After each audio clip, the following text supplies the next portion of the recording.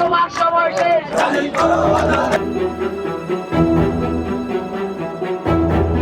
প্রস্তাবিত ঢাকা সেন্ট্রাল ইউনিভার্সিটির প্রতিষ্ঠার প্রক্রিয়া দীর্ঘদিন ধরে ঝুলে থাকায় এবং অধ্যাদেশ জারিতে কোনো দৃশ্যমান অগ্রগতি না থাকায় শিক্ষা ভবন অবরোধ কর্মসূচিতে আন্দোলন করছেন 7 কলেজের শিক্ষার্থীরা। রোববার দুপুরে আন্দোলনকারীরা শিক্ষা ভবন ঘেরাও করতে গেলে পুলিশের বাধার সম্মুখীন হয়। পরে তারা ভবনের পাশের সড়ক অবরোধ করে অবস্থান কর্মসূচি পালন করছে। তাদের এক দফা দাবি, দ্রুত সেন্ট্রাল ইউনিভার্সিটির অধ্যাদেশ জারি করতে হবে।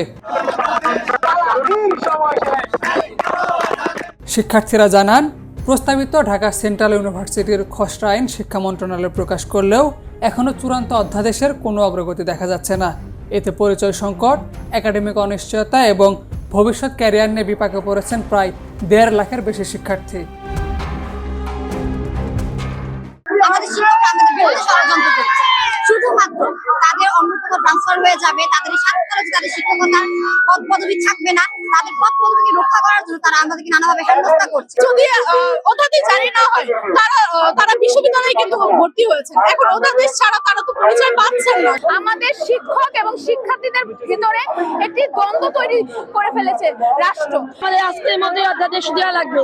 আমাদের বিরতিহীন আমরা এখানে থাকবো, যতক্ষণ অবধি আমাদের অধ্যাদেশ দেওয়া হচ্ছে আমরা এখান থেকে উঠবো না।